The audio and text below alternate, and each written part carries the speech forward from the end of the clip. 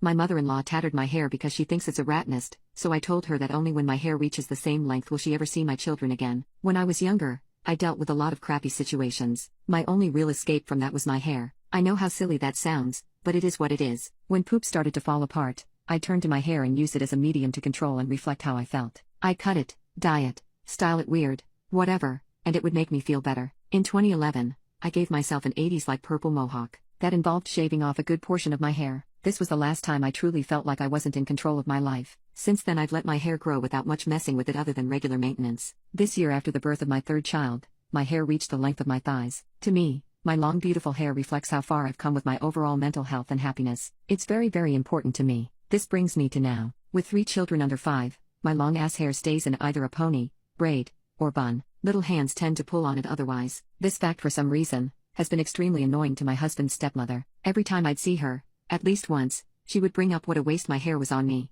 and she would tell me that a mother shouldn't have a rat nest like I have or something snide like that. She's annoying and I ignore her for the most part because she just wants attention, and I won't give it to her. Until yesterday, sitting on my father-in-law's couch, breastfeeding my youngest, having a pleasant conversation with my husband and father-in-law about what we were watching on the TV, I felt a tug on my hair, and before I could pull completely away, I heard the scissors close. There's my mother-in-law and my 4-year-old standing behind the couch, both laughing as she holds a large portion of what was my bun. The 3 of us turned and stared at her. It was like looking at a cartoon villain. I'm effing devastated and trying not to cry in front of my children. My husband starts yelling, asking her if she is insane. My 4-year-old starts to cry, which is followed by mother-in-law who tearfully claims it's just a joke. It'll grow back. We thought y'all would laugh. The whole situation falls apart with my husband arguing on my behalf, my 3 children and I crying, mother-in-law snot bubble sobbing, and father-in-law trying to get us all to calm down. We ended up leaving with my husband telling his dad to divorce his wife because being married to an overgrown 8-year-old is probably illegal, which I would have giggled at if I hadn't been so upset. My husband drives us around looking for a stylist who will take a walk in, and I call my sister-in-law to come sit with me. She meets us at her stylist's workplace.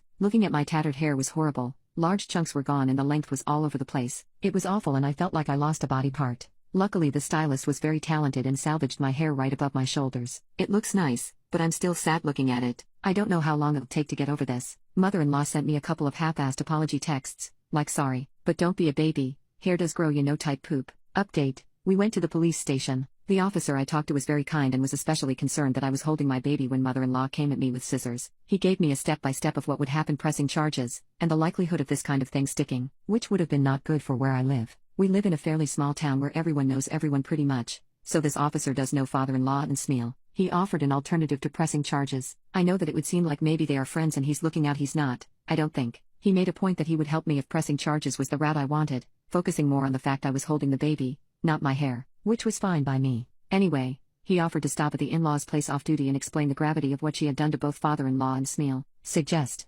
counseling or something for her and maybe wake up father-in-law to Smeal's disregard for decency and sanity. Talking with my husband and sister-in-law, I decided for father-in-law and my children's sake, I wouldn't press charges, and only made a report with the officer and let him make the stop. So, there is a record now with printed text and before and after pictures for proof. God forbid she escalates, I'll have a paper trail already started. Presumably, after the officer made the stop, my husband got a call from his dad. My husband answered and they talked for a good hour before passing off the phone to me. I insisted I would only speak to father-in-law. I wasn't and still am unwilling to speak to or see Smeal. Father-in-law offered me a pretty heartfelt apology. He's known me since I was 14 and I do believe he cares for me, so I accepted. He also offered to pay for anything hair-related until my hair reached its original length. I took the opportunity to not only accept but add the condition that only when my hair reaches that length again, is Smeal allowed to see my children and myself. Father-in-law didn't even try to protest after asking if he was still allowed over to see his grandchildren, which he is.